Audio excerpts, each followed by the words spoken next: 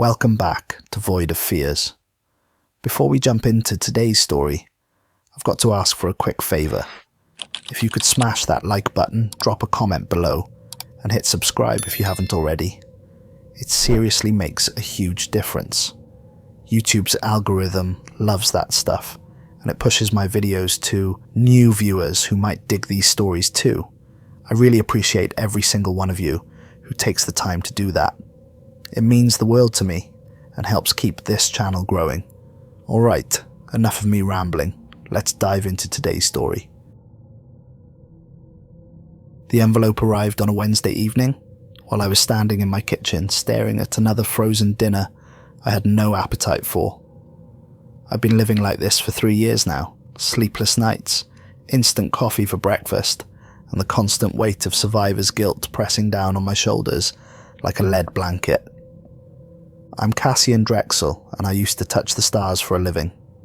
3 years ago, I watched my entire crew die in the vacuum of space. Sarah Mitchell, our mission specialist, went first when her suit seal failed during EVA. Then came Tom Rodriguez, our pilot, who tried to manually restart our engines and got caught in a coolant leak that flash froze him solid in seconds. Finally, there was Lisa Park, our commander, who stayed conscious just long enough to guide our crippled capsule home before the radiation poisoning took her. I was the only one who made it back alive, and sometimes I wonder if that was really a blessing. The envelope was unmarked, slipped under my door while I was in the shower. No postmark, no return address, just my name typed on expensive letterhead in a font I didn't recognize. Inside was a single sheet of paper with coordinates, a time, and 4 words that made my hands shake. Protocol Lazarus. Report immediately. Below that, in smaller print, your expertise is required for a matter of national security. Transportation has been arranged. I'd never heard of Protocol Lazarus, but something about those words sent ice water through my veins. In my 5 years with NASA, I'd learned that the most innocuous sounding projects were usually the ones that kept you awake at night. The black sedan arrived at exactly 8:47 p.m, purring like a predator outside my suburban home. The driver wore sunglasses despite the darkness and hadn't spoken a word during our journey into the Nevada desert. We drove for 4 hours through increasingly desolate landscape, past Joshua trees that looked like skeletal hands reaching toward a moonless sky. We passed through 7 checkpoints, each more serious than the last. Armed guards in unmarked uniforms examined credentials I didn't even know I had. By the time we reached our destination, I was beginning to understand that whatever Protocol Lazarus was, it existed in a world where normal rules didn't apply. The final stop wasn't the famous Area 51 hangars you see in conspiracy documentaries. Instead, we pulled up to a nondescript concrete building that looked more like a power substation than a military facility. But appearances, I was learning, could be dangerously deceptive. The real facility was underground. The elevator descended for what felt like 20 minutes, my ears popping repeatedly as we dropped deeper than any building should reasonably extend. The depth gauge on the control panel stopped at SL9, Sublevel 9, and I realized we were now hundreds of feet beneath the Nevada desert. When the doors finally opened, I stepped into a nightmare of gleaming steel and hidden purposes. The corridors stretched in all directions like the arteries of some vast mechanical heart. The walls were lined with lead shielding that hummed with barely contained energy, and the air tasted of ozone and recycled fear. Fluorescent lights buzzed overhead in patterns that seemed almost rhythmic, casting harsh shadows that stretched further than physics should have allowed. Somewhere in the distance, generators thrummed with a sound that felt more than heard, vibrating through the floor and into my bones. This wasn't just a facility, it was a fortress designed to keep something either in or out. Dr. Thorne Halvik was waiting for me in what I suppose could generously be called a reception area. He was a tall, thin man with steel grey eyes that had clearly seen too many classified documents. His handshake was firm, but cold, like shaking hands with a corpse, and his smile was the practiced expression of someone who'd learned to lie professionally. "Mr. Drexel," he said without preamble, "thank you for coming. I know the circumstances of your invitation were somewhat unconventional." Beside him stood Dr. Morella Veyron, a woman whose reputation in xenobiology preceded her. I'd read her papers on extremophile organisms, life forms that thrived in environments that should have been instantly lethal. She looked nervous, which immediately set every alarm bell in my head ringing. If someone with her expertise was worried, the rest of us were in serious trouble. The third member of our little welcoming committee was Colonel Rourke Halden, a military officer whose presence filled the room like smoke from a house fire. Everything about him screamed special operations. The way he stood, the way his eyes constantly scanned for threats, the way his handshake felt like he was testing my bones for structural integrity.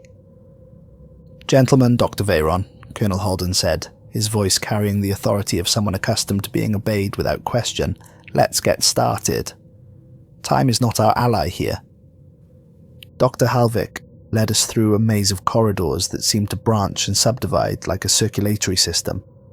We passed laboratories with windows so thick they distorted the view inside, cryogenic storage bays that exhaled vapor clouds when we walked by, and sealed chambers marked with warnings in languages I didn't recognize. The scale of Sublevel 9 was staggering. This wasn't just a research facility, it was an entire underground city, complete with its own power grid, air recycling system, and what appeared to be a full medical wing. How many people worked down here? How long had this place existed? And more importantly, what were they studying that required this level of secrecy and security? Protocol Lazarus, Dr. Halvik began as we walked, is a deep space recovery and containment program that officially doesn't exist. 3 weeks ago, our deep field telescopes detected an object drifting beyond Neptune's orbit. Under normal circumstances, we would have catalogued it as space debris and moved on. We stopped at an observation window overlooking what could only be described as an underground launch hangar. The space was enormous, large enough to house several space shuttles, with blast doors that looked thick enough to withstand a nuclear explosion.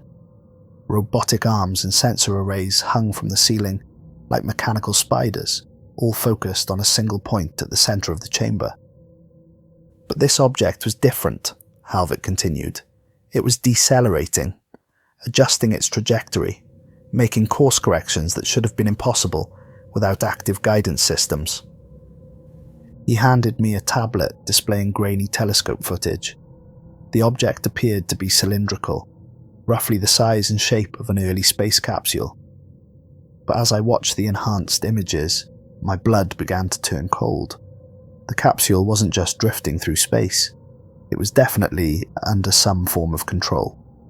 "NASA's public records show no mission matching this object's trajectory," Colonel Halden said, his voice cutting through my growing unease.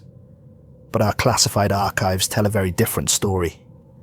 Dr. Veyron leaned close to me as we continued walking, her voice barely above a whisper. 23 years ago, something launched from this facility. A single-crew deep space mission that was never supposed to come back. We called it Mission Arclight. The briefing room was a sterile chamber filled with monitors, classified documents, and an atmosphere of barely controlled panic. The walls were covered with star charts, trajectory calculations, and photographs that made my skin crawl. Images of the approaching capsule taken at different stages of its journey home, each showing subtle changes in its orientation and speed that suggested active piloting. "Mission Arclight," Dr. Halvik said, calling up files on the main display, was a deep space reconnaissance mission launched in 1982. Single crew, highly classified, designed to investigate anomalous signals detected in the outer solar system. The astronaut was Commander Dorian Kalev, one of our most experienced pilots. Kalev's personnel file appeared on screen. He looked like any other astronaut from the 80s. Confident smile, regulation haircut, eyes that held the particular kind of courage required to strap yourself to a controlled explosion and ride it into the void. But something in his expression made me uncomfortable, an intensity that went beyond normal pilot confidence. The mission parameters were simple, Colonel Holden continued. Kalev was to investigate a series of radio signals emanating from a region approximately 40 astronomical units from the Sun. The signals appeared to be artificially generated, but they didn't match any known natural phenomena. What kind of signals? I asked, though I was beginning to suspect I didn't want to know the answer. Dr. Veyron activated an audio file, and the room filled with a sound that raised every hair on my arms. It wasn't quite music, wasn't quite speech, but something in between that seemed to resonate, in frequencies that human ears weren't designed to process. The pattern was complex, layered, almost like voices singing in harmonies that hurt to follow. The signals had been transmitting for over a year when we detected them, she explained. Always the same pattern, always the same frequency, but with subtle variations that suggested intelligence. Kalev reached the source approximately 72 hours after launch, Halvik said. His final transmission reported successful location of the signal source and preparation for detailed observation. After that, silence. What happened to him? I asked. We assumed total loss of crew and equipment, Colonel Holden replied. Deep space is unforgiving, and single crew missions carry inherent risks. Mission Control waited for 48 hours, then declared Arklight a failure and sealed the files. But I could see in their faces that the story didn't end there.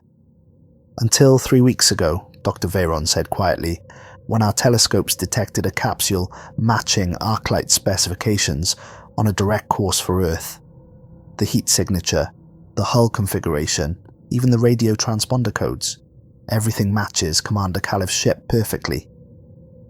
But that's impossible, I said, if his life support failed 23 years ago. That's exactly what we need you to help us understand, Dr. Halvik interrupted, because according to our calculations, that capsule is still occupied. The next 2 days passed in a blur of technical briefings, security clearances, and growing dread. I learned about the facility's true purpose, not just research but containment. The cryogenic storage bays I'd seen weren't just for equipment. They held specimens and artifacts recovered from deep space, things that had been deemed too dangerous for surface-level study. Sublevel 9 was a prison as much as a laboratory, designed to hold secrets that could never be allowed to reach the outside world. The capsule arrived on a Friday morning, transported by a convoy that moved like a funeral procession through the Nevada desert. I watched from the observation deck as robotic systems lowered it into Containment Chamber Alpha, a sterile environment surrounded by 6 inches of reinforced transparent aluminum. Seeing it up close was worse than the telescope images had prepared me for. The capsule's hull was charred black from decades of exposure to cosmic radiation, its surface scarred by micrometeorite impacts and temperature fluctuations that should have destroyed any life support system long ago. But it was the scratches that caught my attention. Precise lines carved into the metal that formed patterns almost like writing, like someone had been carving messages from the inside. Hull integrity is compromised in multiple locations, one of the technicians reported. Radiation levels are elevated, but within acceptable parameters. Internal atmosphere reads as unusual. Define unusual, Colonel Holden demanded. The gas mixture doesn't match standard life support configurations, sir. It's approximately 60% nitrogen, 30% oxygen, but the remaining 10% appears to be compounds we can't identify. Also, the internal pressure is significantly higher than normal. As the chamber was pressurized to match the capsule's internal environment, we began to hear the sounds. Tapping, rhythmic, deliberate, coming from inside the sealed craft. I recognized the pattern immediately. SOS in Morse code, repeated over and over with mechanical precision. But there was something wrong with the timing. something that made my skin crawl. It was too fast, too frantic, like whoever was inside had been practicing for decades. "Life signs?" Dr. Halvik asked. The technician's face went pale. "We're detecting a heat signature consistent with human body temperature. Cardiac rhythm appears elevated. Brain activity is off the charts." "Someone's alive in there," I whispered. "After 23 years in deep space," Dr. Veyron added, "which should be impossible." Protocol called for immediate sterilization. There was a big red button labeled Incinerate that would flood the chamber with superheated plasma, reducing the capsule and its contents to their component atoms. It was the safe option, the smart option, the option that would ensure whatever was inside could never pose a threat to Earth. But Colonel Halden had other ideas. "We need to know what's inside before we destroy it," he said, his hand hovering over the chamber controls. "This might be the only chance we get to understand what happened out there. What changed Commander Kalev? What kept him alive?" Despite Dr. Veyron's increasingly urgent protests, they decided to open it. The cutting torches worked for 6 hours, their blue flames eating through metal that should have been easy to breach. But the hull seemed to resist, almost like it was fighting back. The composition had changed somehow, becoming denser, more resilient. Whatever had kept Kalev alive had also transformed his ship into something that barely resembled human technology. When the first section finally gave way, a sound escaped that I'll carry with me until the day I die. Part scream, part sigh, like something that had been holding its breath for 23 years and was finally able to exhale. The atmosphere that billowed out of the capsule was thick and humid, carrying an odour that combined ozone, copper, and something organic that made my stomach turn. Emergency ventilation systems activated immediately, but for a moment the entire chamber filled with a fog that seemed to move with purpose. Inside the capsule, curled in a fetal position, was a figure in a spacesuit that had long since fused with whatever was wearing it. The nameplate was still visible through the corruption. Kalev D. Mission Arclight, 1982. And then it opened its eyes. They were completely black, like burnt glass, reflecting nothing but seeming to contain an infinite depth. When they focused on me through the observation window, I felt something inside my chest go cold and tight. This thing had been human once, but whatever had found Dorian Kalev in the void between worlds had changed him into something that merely remembered humanity. The vital sign monitors went completely insane. Heart rate spiked to over 300 beats per minute, fast enough to kill a normal human within minutes.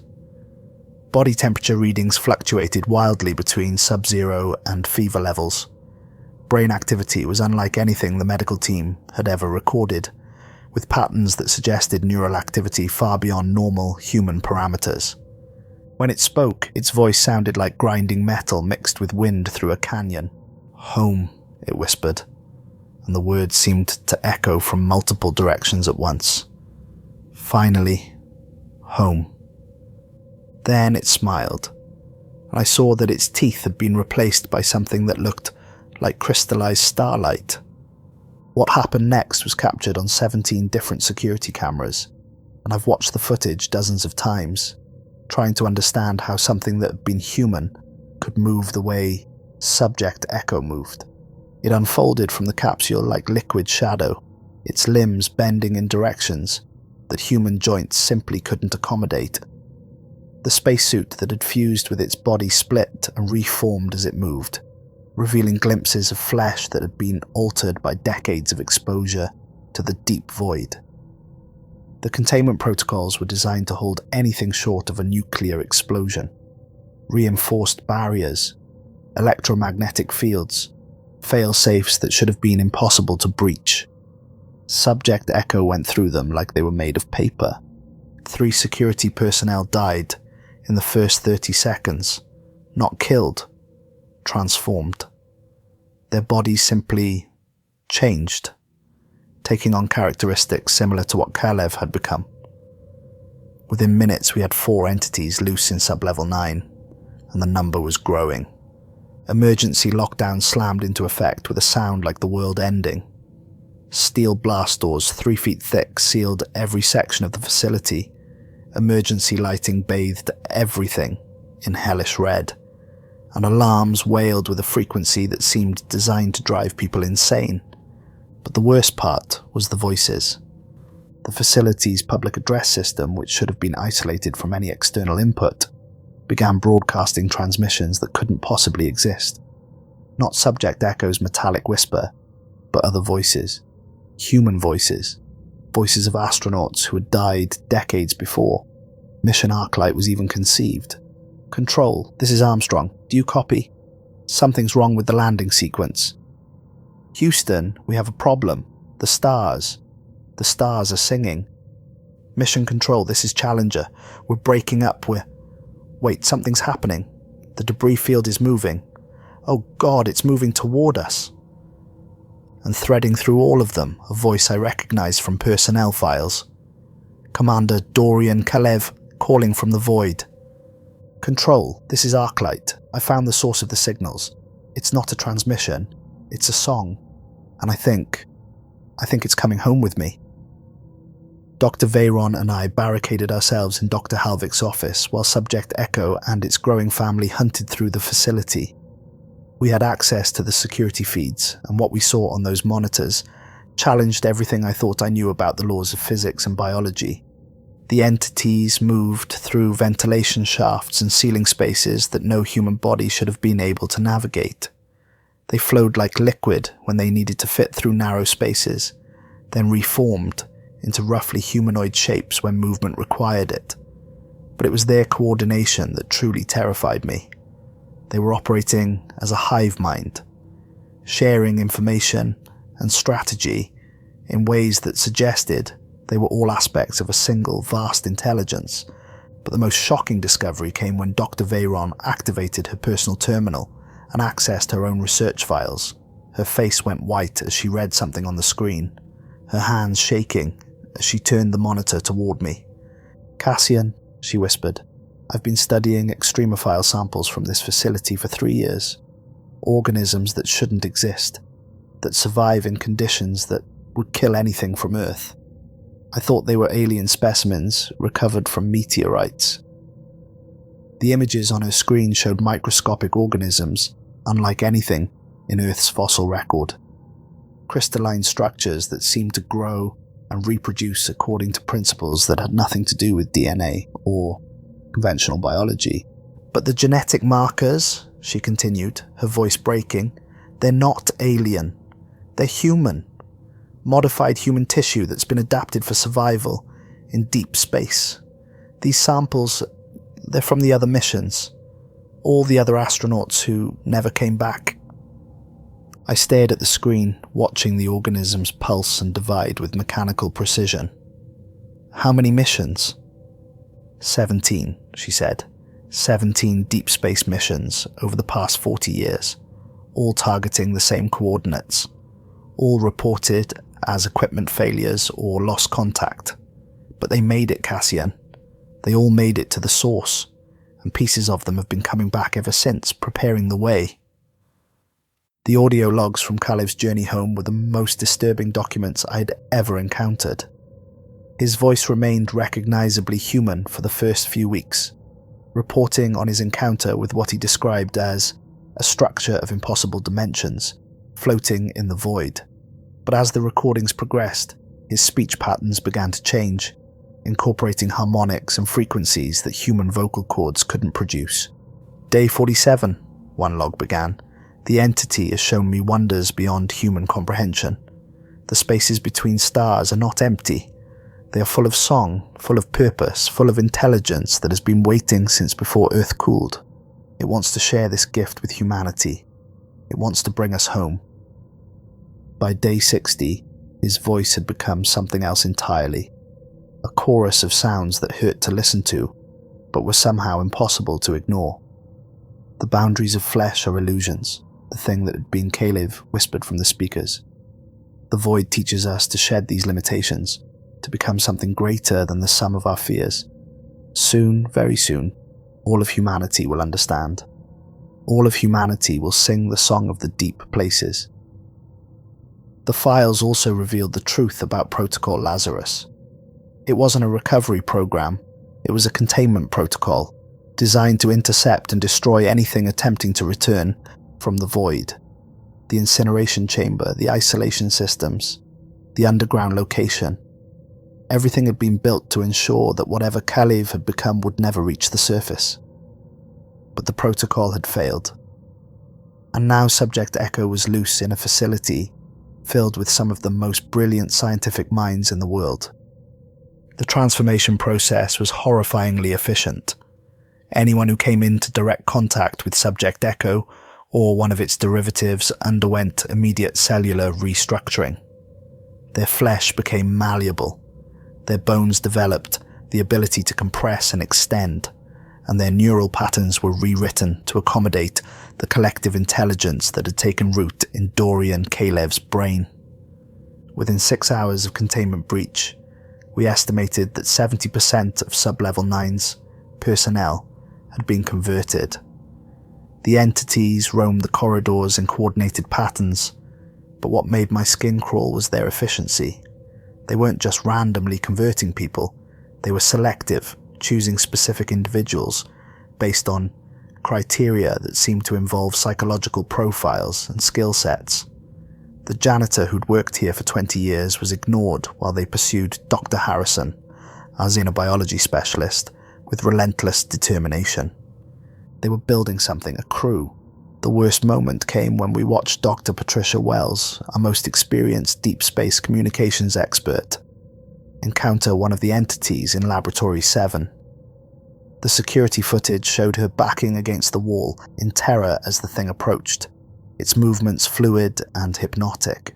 But then something changed in her expression. The fear melted away, replaced by a look of wonder that was more disturbing than any scream could have been.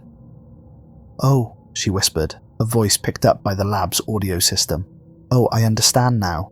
You're not here to hurt us, you're here to invite us." She walked toward the entity willingly, even eagerly, and when it touched her forehead with one elongated finger, her face lit up with an expression of pure joy. The transformation that followed was swift and beautiful in a way that made me want to vomit. Within seconds, Dr. Wells had become something that retained her basic human appearance but moved with the same fluid grace as her converter. But it was her smile that haunted me. The smile of someone who had just learned the most wonderful secret in the universe and couldn't wait to share it. The psychological warfare was perhaps worse than the physical threat. The entities had absorbed the memories and personalities of everyone they'd converted, and they used this knowledge with surgical precision. I heard my dead crewmates calling my name through the walls. Dr. Veyron wept as her research partner's voice pleaded for help from inside ventilation shafts that no human body could have accessed. "Please, Morella," the voice begged. "I'm trapped in here. I can't move, I can't breathe. Help me, please." But we both knew that her partner had been among the first to be converted, and that whatever was speaking with his voice was trying to lead us into an ambush. We reached the communication center after what felt like hours of cat and mouse through corridors that seemed to rearrange themselves when we weren't looking. The entities were herding us, I realized. Not hunting, but guiding us toward a specific destination for reasons I was beginning to understand with growing horror. As we sealed ourselves into the communications room, I noticed something that made my blood freeze. The entities had been leaving markers as they moved through the facility, small crystalline deposits that formed patterns on the walls and floors. At first glance, they looked random, but as I stared at them, the patterns began to resolve into something recognizable. Star charts, navigation coordinates, and in the center of each formation, symbols that matched the scratches on Kalev's capsule hull. They weren't just converting people, they were preparing landing sites. I sat down at the main console and opened an emergency channel to NASA's Crisis Management Center. My hands were shaking as I reached for the microphone.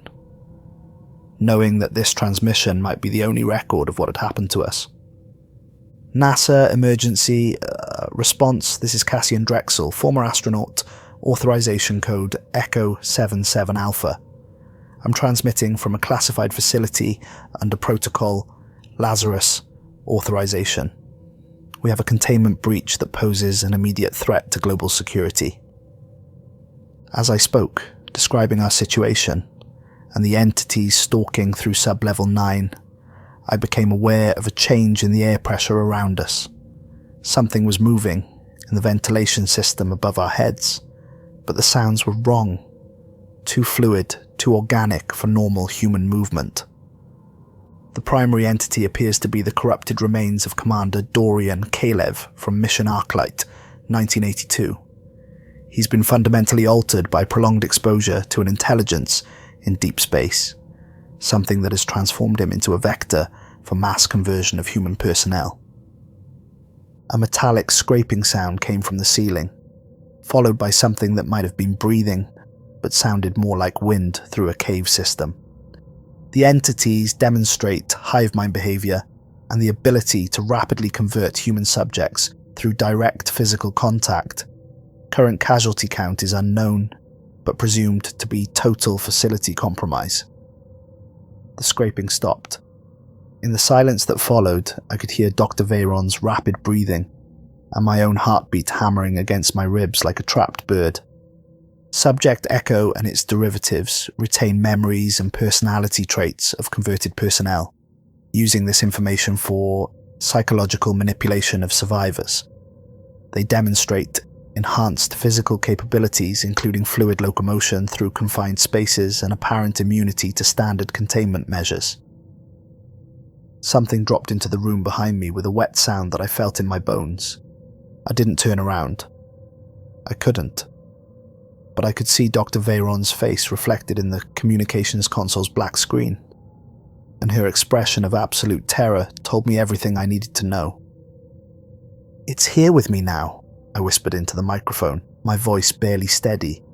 "I can hear it moving. The sound is wrong, like bones bending in directions they weren't designed for, like flesh remembering how to be liquid." Footsteps moved across the floor with deliberate slowness, each one accompanied by a wet, sliding sound that suggested the entity's feet were adapting to provide better traction on the smooth surface. The entity's physical form appears to be in constant flux, adapting to environmental requirements in real time. Its cellular structure seems to have been rebuilt from the ground up to accommodate survival in deep space conditions. A voice spoke directly behind my ear, so close I could feel moisture that shouldn't have existed on breath that smelled like ozone and copper. "Cassian," it whispered, and the voice was Dorian Kalev's, but underneath it was something else, something vast and patient that had been waiting in the dark, between stars for longer than human civilization had existed. "It's speaking to me now," I continued, fighting to keep my voice level. "It knows my name. It's telling me about the void, about the spaces between worlds where intelligence grows in forms we can't comprehend."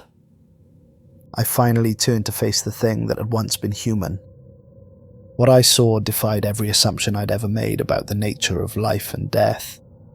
Kalev's basic human framework remained, but it had been rebuilt according to principles that had nothing to do with terrestrial evolution.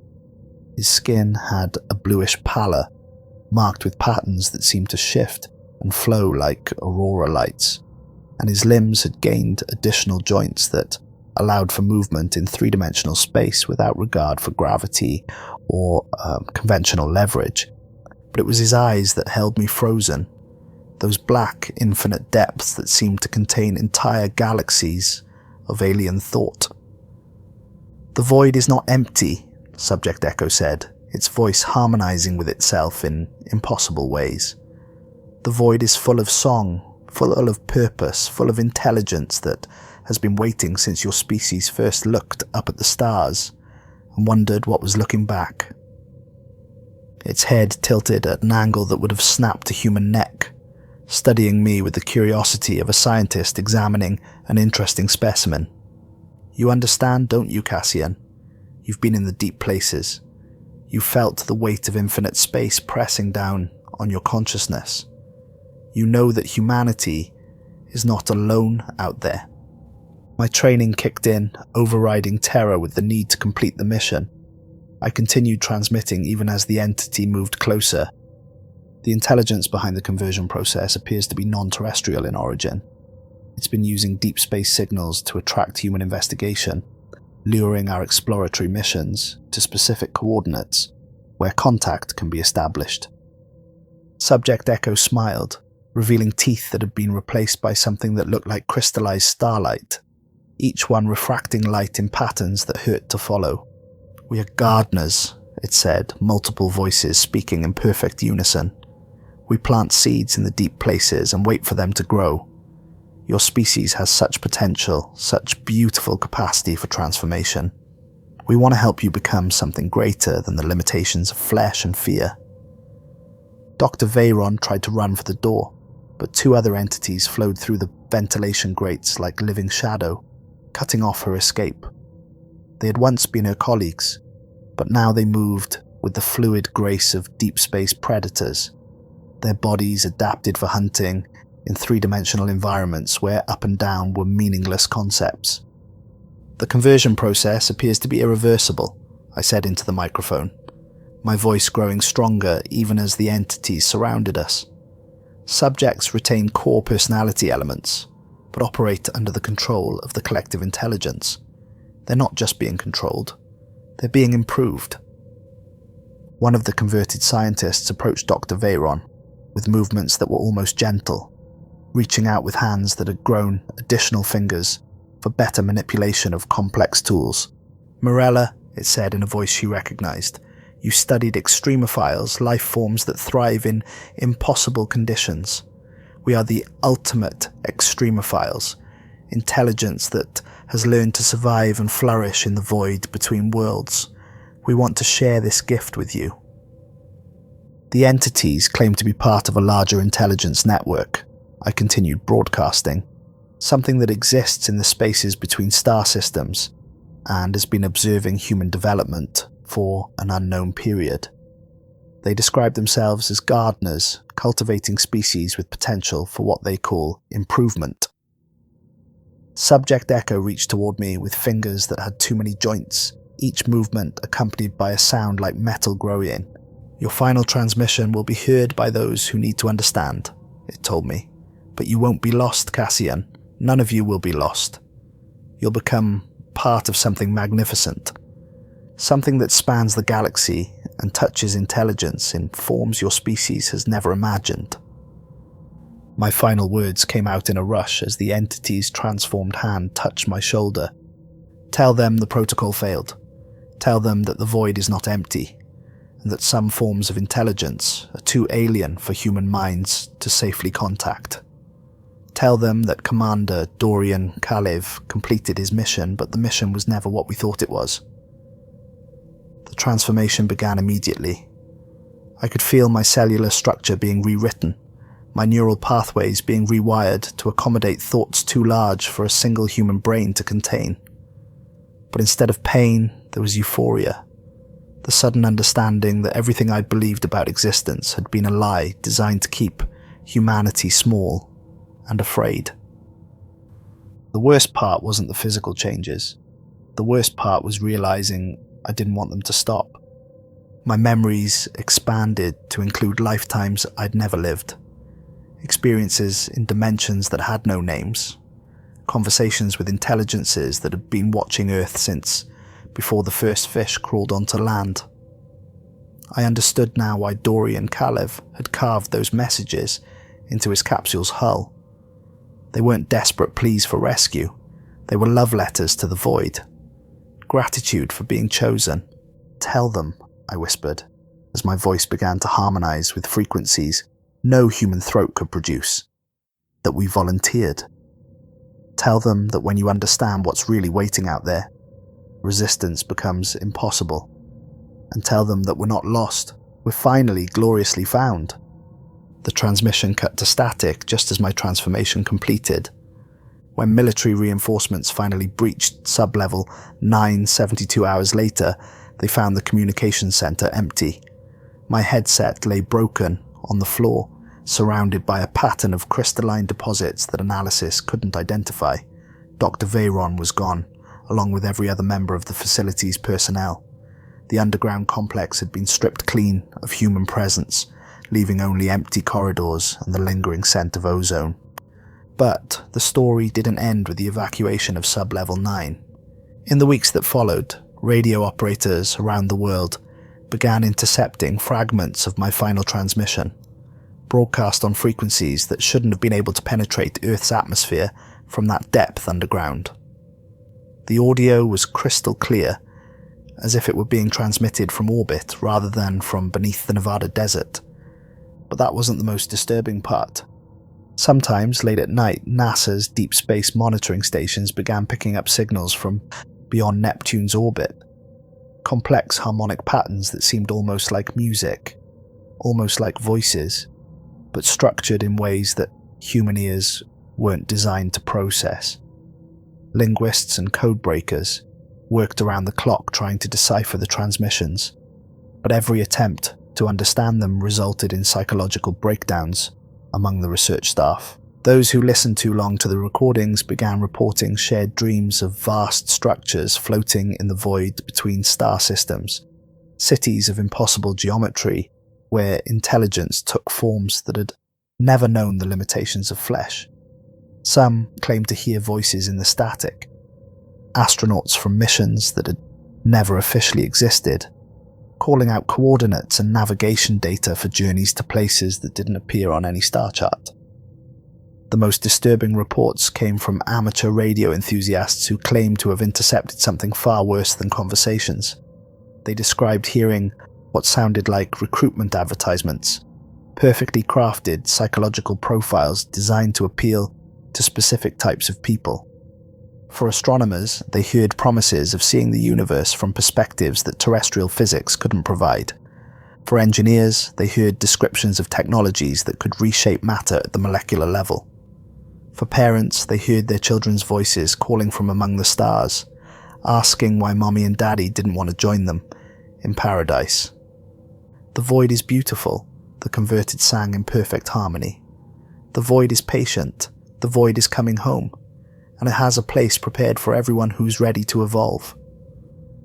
But the most chilling intercepts came from deep space monitoring stations, where operators reported hearing countdown sequences in multiple languages, not counting down to 0, but counting up from human population estimates toward numbers that had no terrestrial meaning, as if something vast and patient was keeping track of recruitment quotas. NASA's official response was predictable: denial, classification, and the systematic discrediting of anyone who claimed to have heard the transmissions. But those of us who knew the truth understood that the silence was more terrifying than any official acknowledgement could have been. Because 3 months after the failure of Protocol Lazarus, the deep space monitoring arrays detected something that sent ice water through the veins of everyone with sufficient clearance to know about it. A fleet of objects, roughly capsule-sized, had appeared beyond Pluto's orbit and was moving toward Earth with purpose and intelligence. The projected arrival time varied depending on their acceleration patterns, but even the most conservative estimates gave humanity less than 5 years before first contact. The objects were broadcasting continuously as they approached, filling the space between worlds with harmonies that seemed designed to prepare human minds for what was coming. And sometimes, woven through the alien songs, listeners could hear familiar voices, the converted personnel of Sublevel 9, calling out to their former colleagues and loved ones with invitations to join them in something greater than humanity had ever imagined. Dr. Thorn Halvik, one of the few survivors of the Protocol Lazarus incident, issued a final classified report before disappearing from all official records. In it, he described the entities not as invaders or parasites, but as teachers, representatives of an intelligence network that spanned the galaxy and was offering humanity the chance to evolve beyond the limitations of terrestrial existence. But the choice, he warned, would not be optional. The void had been patient for millennia, but its patience was not infinite. Humanity would join the cosmic community, willingly or otherwise, and those who resisted the transformation would simply be left behind as the species evolved beyond their comprehension. The report concluded with a chilling observation. We always assumed that the greatest threat to humanity would come from outside our solar system. We never considered that the greatest threat might be the realization that we were never alone, and that our isolation was not protection but merely a quarantine that is about to be lifted. As I finish recording this account, the deep space arrays have detected the first of the returning fleet crossing Jupiter's orbit. The signals are growing stronger, and those sensitive enough to hear them report that the songs are becoming more complex, more beautiful, and more impossible to ignore. The conversion of Sublevel 9 was not a containment failure. It was a success, the successful recruitment of humanity's first ambassadors to a form of existence that spans the spaces between worlds. Commander Dorian Kalev completed his mission exactly as intended, bringing back knowledge that would prepare our species for transformation. Protocol Lazarus was never meant to keep something out. It was meant to let something in. And now, as the void approaches Earth with songs of transcendence and promises of cosmic unity, we are about to discover whether humanity is ready to shed the limitations of flesh and fear, or whether we will resist the gift of the deep places until resistance becomes impossible. The astronauts are coming home, all of them, and they're bringing the void with them. Some doors, once opened, can never be closed. But perhaps, just perhaps, that was always the point.